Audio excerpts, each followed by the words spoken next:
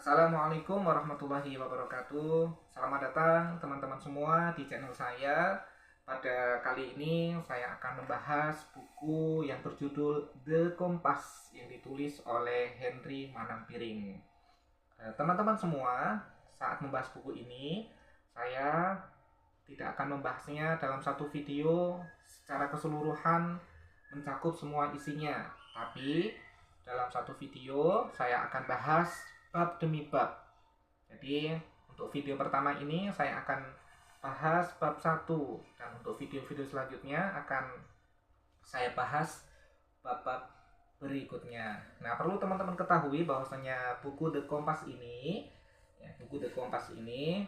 berisi 12 bab.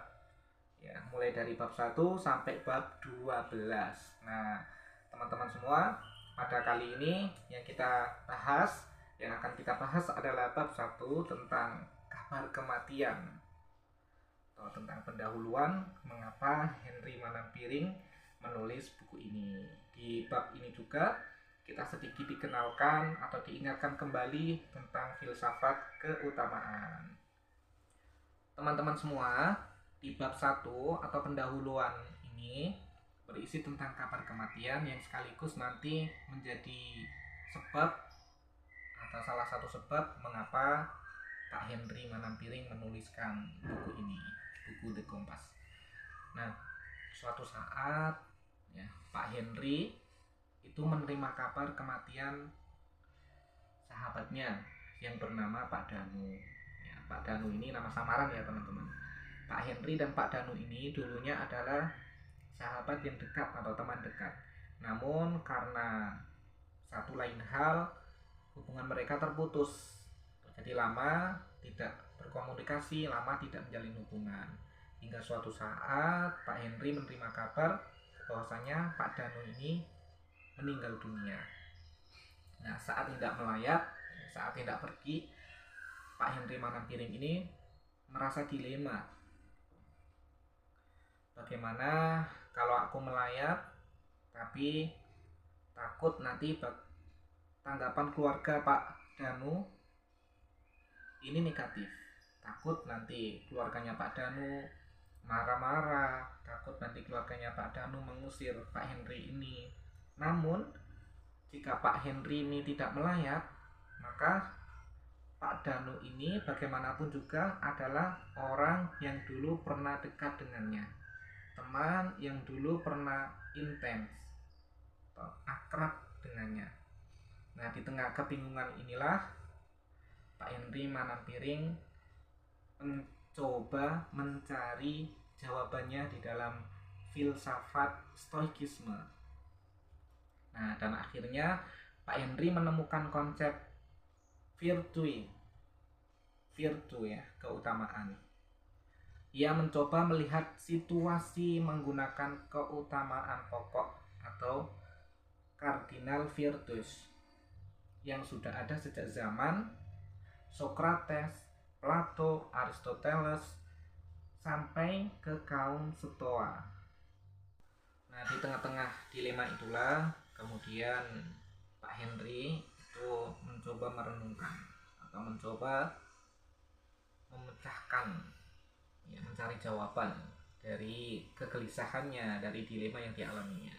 Kemudian ia memikirkan, membuat pertanyaan dan sekaligus membuat jawaban. Apa hal bijaksana yang harus saya lakukan terkait kabar kematian sahabat saya atau teman saya, Pak Danu tadi? Apa hal bijaksana yang harus saya lakukan?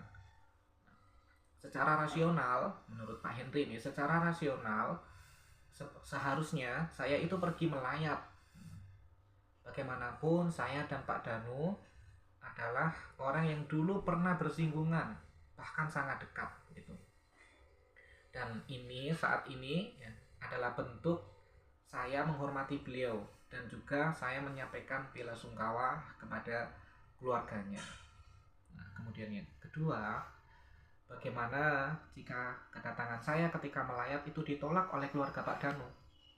Nah, kemudian jawabannya tindakan yang benar.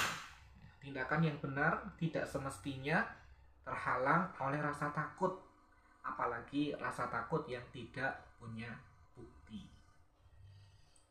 Kemudian yang ketiga, melayat seseorang yang pernah ada dalam hidup kita, maka ini adalah bentuk penghormatan terakhir kita kepadanya dan menunjukkan rasa perhatian kita pada keluarga yang ditinggalkan adalah hal yang layak untuk mereka terima.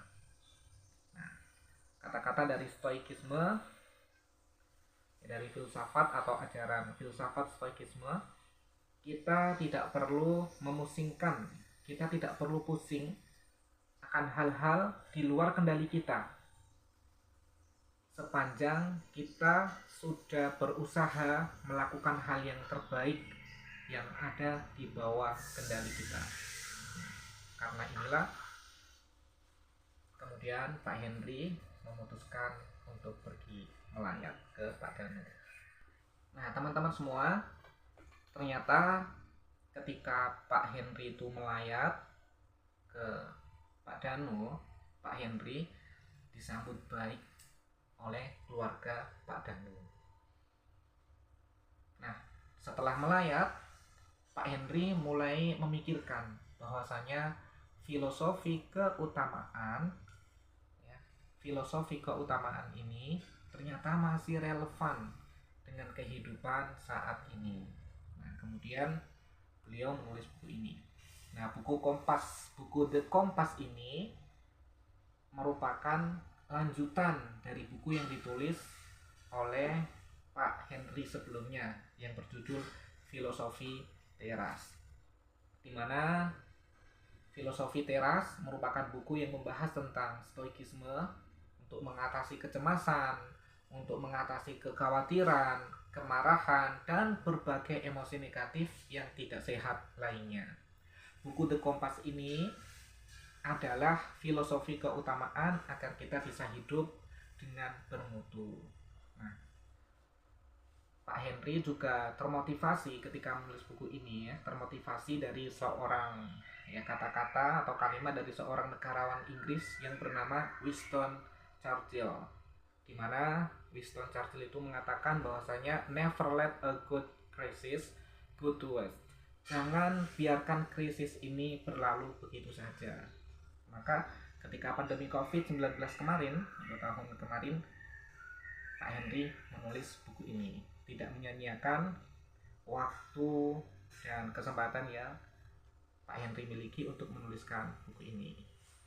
Demikian teman-teman, sedikit ringkasan atau gambaran mengenai bab 1, bab pendahuluan dari buku The Kompas ini. Nah, teman-teman bisa kasih sudut pandang yang lain atau bisa kasih komentar positif yang lain mengenai buku ini, khususnya di bab pendahuluan, di kolom komentar di bawah ini. Demikian, terima kasih atas perhatiannya, semoga bisa bermanfaat.